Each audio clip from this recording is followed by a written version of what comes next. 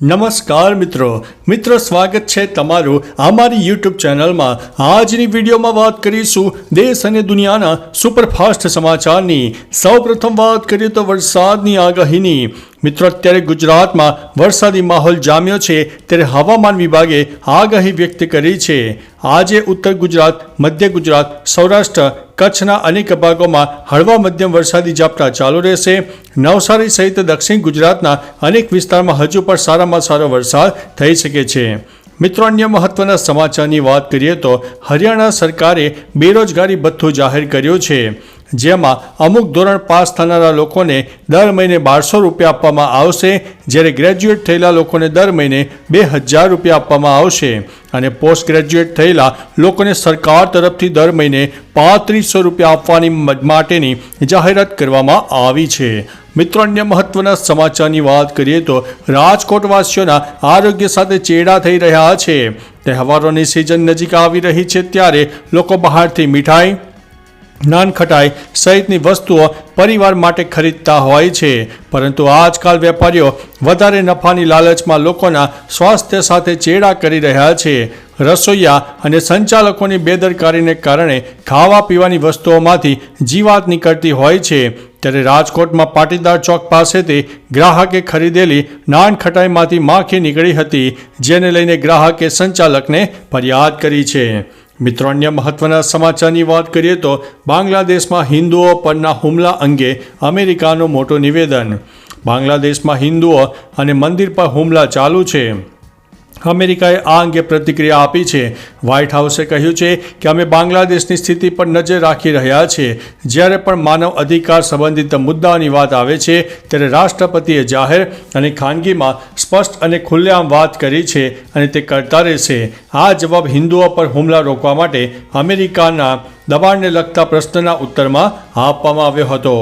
મિત્રો અન્ય મહત્વના સમાચારની વાત કરીએ તો 11 વર્ષ બાદ આસારામ બાપુ જેલમાંથી બહાર આવશે, પેરોલ મંજૂર।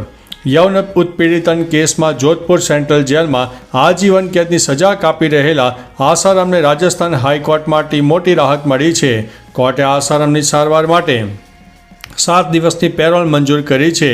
તે 1 સપ્ટેમ્બર 2013થી જેલમાં છે અને લગભગ 11 વર્ષ બાદ પેરોલ પર બહાર આવશે। આ પહેલીવાર છે જ્યારે આસારામની પેરોલ મંજૂર કરવામાં આવી છે। પોલીસ કસ્ટડીમાં સારવાર માટે મહારાષ્ટ્ર જશે। મિત્રો અન્ય મહત્વના સમાચારની વાત કરીએ તો સુરતમાં બોગસ આરસી બુક બનાવવાના કૌભાંડનો પર્દાફાશ કરવામાં આવ્યો છે। સુરતમાં બોગસ આરસી બુક બનાવવાનું મોટું કૌભાંડ પકડાયું છે। ડિંડોલી વિસ્તારમાંથી નકલી આરસી બુક વેચતા એજન્ટ જીતેન્દ્ર અને અંકિત વકાસિયાની ધરપકડ કરી છે। આ સાથે 370 આરસી બુક, 100 કોરા સ્માર્ટ કાર્ડ અને 15 રબર સ્ટેમ્પ સહિતનો મુદ્દામાલ જપ્ત કરવામાં આવ્યો છે। જે લોકો હપ્તા ન ભરતા હતા તેવા લોકોને આરોપીઓ નિશાન બનાવતા હતા। મિત્રો અન્ય મહત્વના સમાચારની વાત કરીએ તો હરિયાણામાં 500 રૂપિયામાં ગેસ સિલિન્ડર મળશે। હરિયાણાના સીએમ નાયબસિંહ સૈનીએ હર ગૃહિણી યોજના પોર્ટલ લોન્ચ કર્યું છે। આ અંતર્ગત રાજ્યમાં અંત્યોદય પરિવારોને હવે 500 રૂપિયામાં ગેસ સિલિન્ડર આપવામાં આવશે। આ યોજના હેઠળ હરિયાણાના લગભગ 50 લાખ બીપીએલ પરિવારોને 500 રૂપિયામાં ગેસ સિલિન્ડર આપવામાં આવશે। સીએમએ કહ્યું છે કે સરકાર આ યોજનાનો લાભ આપવા માટે વાર્ષિક 1500 કરોડ રૂપિયાનો ખર્ચ કરશે। મિત્રો અન્ય મહત્વના સમાચારની વાત કરીએ તો મામીએ ભાગીને ભાણકી સાથે લગ્ન કર્યા। બિહારના ગોપાલગંજમાંથી એક વિચિત્ર કિસ્સો સામે આવ્યો છે, જ્યાં એક મામીએ પતિને છોડીને ભાણકી સાથે લગ્ન કરી લીધા હતા। માહિતી મળી હતી તે પ્રમાણે બંને વચ્ચે 3 વર્ષથી પ્રેમ સંબંધ હતો। હવે તેમણે મંદિરમાં લગ્ન કરી લીધા છે। બંનેએ સોશિયલ મીડિયા દ્વારા તેમના પરિવારને લગ્નની જાણકારી આપી છે। આ અનોખા લગ્નની ચારેકોર ચર્ચાઓ થઈ રહી છે, જેના ફોટા અને વિડીયો પણ હાલ સોશિયલ મીડિયામાં વાયરલ થઈ રહ્યા છે। મિત્રો અન્ય મહત્વના સમાચારની વાત કરીએ તો ઉત્તર ગુજરાત અને સૌરાષ્ટ્રના લોકોને પાણીની તકલીફ નહીં પડે। ઉત્તર ગુજરાત અને સૌરાષ્ટ્રના લોકોને આ વર્ષે પાણીની કોઈ તકલીફ નહીં પડે। સીએમ ભૂપેન્દ્રભાઈ પટેલની સરકાર દ્વારા નિર્ણય લેવામાં આવ્યો છે। ઉત્તર ગુજરાતના બનાસકાંઠા, પાટણ, મહેસાણા અને સાબરકાંઠાના જિલ્લાઓના કુલ 952 તળાવોને જુદી જુદી 13 પાઇપલાઇનો મારફતે નર્મદાનું પાણી આપવાનું રાજ્ય સરકારે મુખ્યમંત્રીના દિશા દર્શનમાં આગોતરું આયોજન કર્યું છે। મિત્રો અન્ય મહત્વના સમાચારની વાત કરીએ તો સુરતની નવી સિવિલમાંથી નકલી મુન્નાભાઈ MBBS જબ્બે થયા છે. સુરતમાં થોડા દિવસો પહેલાં પોલીસે 16 નકલી તબીબોની ધરપકડ કરી છે. આ નકલી તબીબો ખાનગી દવાખાના ખોલીને લોકોની સારવાર કરતા હતા. ત્યારે હવે સુરતની નવી સિવિલમાંથી એક નકલી તબીબ ઝડપાયો છે. હાલ પોલીસ દ્વારા આ મુન્નાભાઈની ધરપકડ કરવામાં આવી છે અને વધુ તપાસ હાથ ધરવામાં આવી છે. મિત્રો અન્ય મહત્વના સમાચારની વાત કરીએ તો તિરંગાની થીમે રંગાયો છે સરદાર સરોવર ડેમ. આઝાદીના પર્વ પર સરદાર સરોવર ડેમ તિરંગાની થીમે રંગાયો છે. ઉલ્લેખનીય છે કે નર્મદા ડેમના નવા નીરને વધારવા ડેમને તિરંગાની થીમ પર લાઇટિંગ કરીને શણગારવામાં આવ્યું છે, જેનો અદ્ભુત નજારો સામે આવ્યો છે. હાલ નર્મદા ડેમની સપાટી 135.85 પર પહોંચી ગઈ છે. હાલ પાણીની આવક સતત ચાલુ છે, એટલે નર્મદા બંધના ગેટ ખુલ્લા રાખવામાં આવ્યા છે. મિત્રો અન્ય મહત્વના સમાચારની વાત કરીએ તો બાંગ્લાદેશ સરકારે હિન્દુઓની માફી માંગી છે. બાંગ્લાદેશના ઢાકામાં હિન્દુઓ પર થયેલા હુમલાને લઈને હજારો પ્રદર્શનકારીઓ રસ્તા પર ઉતરી આવ્યા છે. તેઓ સુરક્ષાની માંગ કરી રહ્યા છે. દરમિયાન દેશની વચગાળાની સરકારમાં ગૃહ બાબતોના સલાહકાર બ્રિગેડિયર જનરલ M. સખાવત હુસેને હિન્દુ સમુદાયની માફી માગી છે.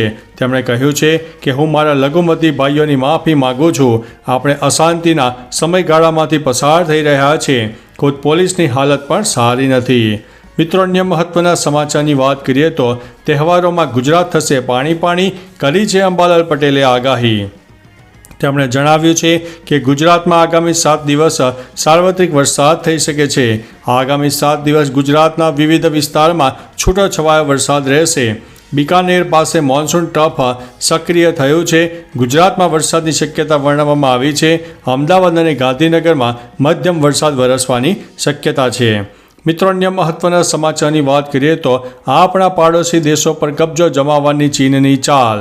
બાંગ્લાદેશ છે આપણા પાડોશી દેશનો પાડોશી દેશ છે અને એ એક મિત્ર પણ છે, પરંતુ હવે તે દેશ ભારતનો દુશ્મન દેશ બની ગયો છે. બાંગ્લાદેશના લોકોના મનમાં ભારત વિરોધી ઝેર ભરવાનું કામ ચીને કર્યું છે. ભારતના સંબંધો પાકિસ્તાન સિવાયના પાડોશી દેશો નેપાળ, અફઘાનિસ્તાન, શ્રીલંકા, માલદીવ્સ, બાંગ્લાદેશ સાથે સારા જ હતા, પણ કોઈને કોઈ મુદ્દે ભારત સાથેના સંબંધોમાં પાડોશી દેશોના સંબંધોમાં તિરાડ પડી છે. મિત્રો અન્ય મહત્વના સમાચારની વાત કરીએ તો યુપીમાં હિન્દુઓને ઈસાઈ બનાવવાનો ખેલ સામે આવ્યો છે. ઉત્તર પ્રદેશના મેરઠમાંથી ધર્મ પરિવર્તનનો મામલો સામે આવ્યો છે. એવું કહેવામાં આવી રહ્યું છે કે ખ્રિસ્તી ધર્મની પ્રાર્થના સભા બોલાવીને ધર્મ પરિવર્તન કરવાનો પ્રયાસ કરવામાં આવી રહ્યો છે. ઘટનાની જાણ થતાં કેટલાક હિન્દુ સંગઠનના કાર્યકરો ઘટના સ્થળે પહોંચી ગયા હતા અને હંગામો મચાવ્યો હતો.